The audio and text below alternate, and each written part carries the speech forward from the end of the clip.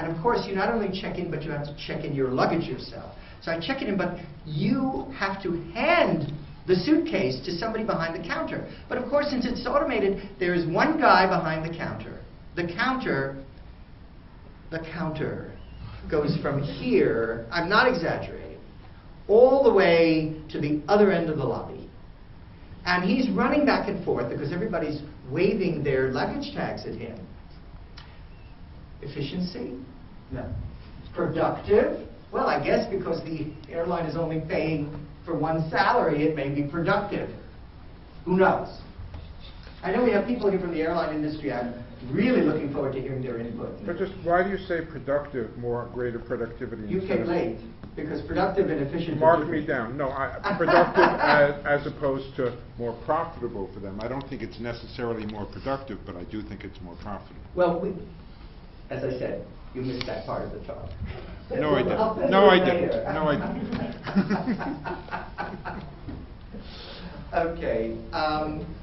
Here, I do object when banks and credit cards and other organizations don't want to send you, snail mail statements, because the same it's the password thing, and also when you get a statement mailed to you, you have a very good sense of the cycle. Oh, I have to pay it by so-and-so. Now, in Japan, you have Jido Furikomi, so it's not a problem here. But in the US, you don't. And if you don't pay it on time, the penalties begin to mount very quickly. And so this attempt to shove everybody onto the internet so you can save on postage, which makes a lot of sense, has a downside. If you want to hear my doomsday downside, I'll tell you.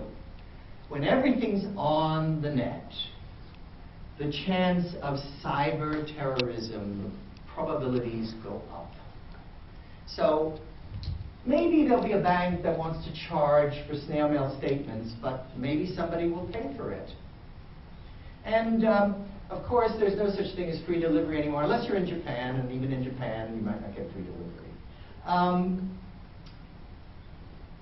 Free delivery of what? Of whatever.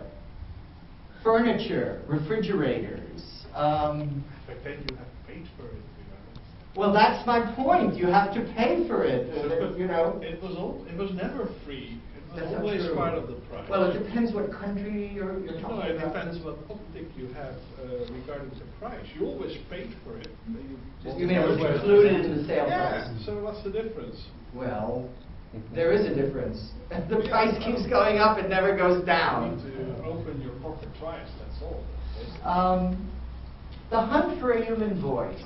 Gartner said 5 years ago, they predicted that self-service would increase from 35 to 58% of all service interactions by this year that just ended. I'm sure we've met that. We may even have exceeded it.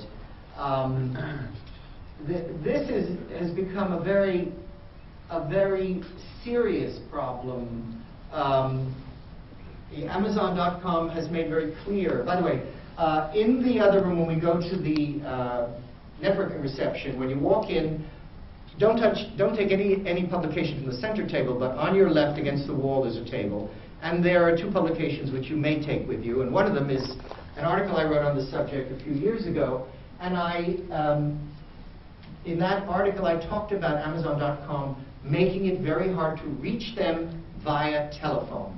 And they do it on purpose, and they justify it by saying that our customers don't want to talk to us. They just want the service we give them.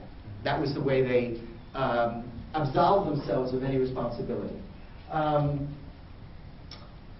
All of these different businesses, and including government offices, and again, whatever I say does not really apply to Japan so much as the American marketplace, except in very specific exceptions.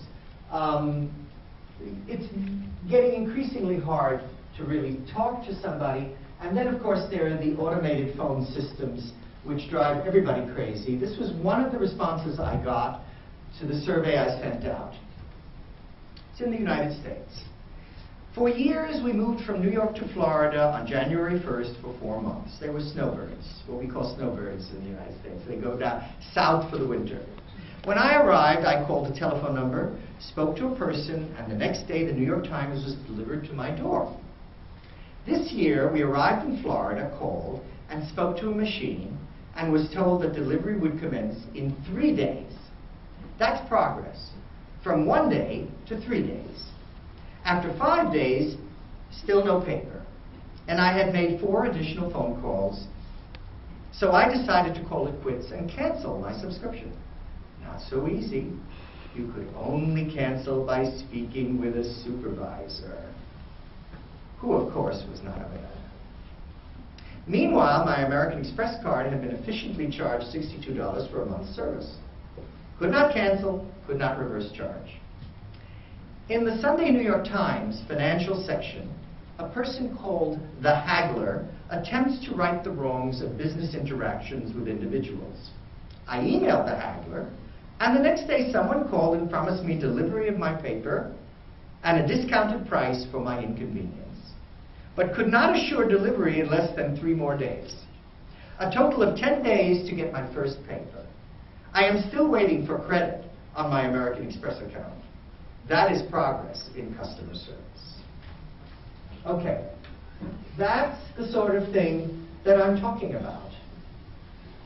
And it's driven by the quest for productivity, namely lowering costs and raising your margins. But there's a price to pay for all of that. And by the way, you are being tracked. I'm going to get to this when I talk about bifurcation, but you are being tracked.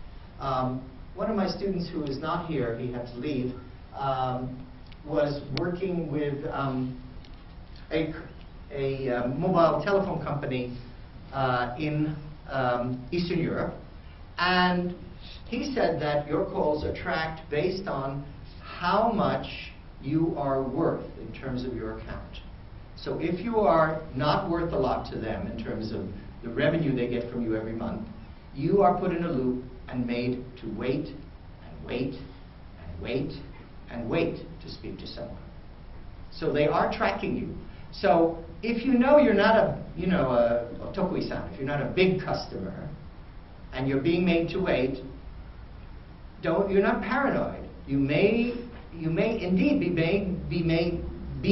you are being made to wait, possibly because they don't value you and because you're not earning enough for them. My 94-year-old mother had to wait an hour to speak to her cable provider. She was sitting there by the phone for an hour. She doesn't have a computer. She doesn't use a computer. So, but she waited, and eventually somebody came on the line after an hour. All right, I'm talking about things getting worse to some extent. So you're asking, well, what does he really think was a golden age? Well, obviously, in measures of most things, we are far more affluent now than we were 30 or 40 years ago. And I'm talking about the G8, maybe even the G15. It's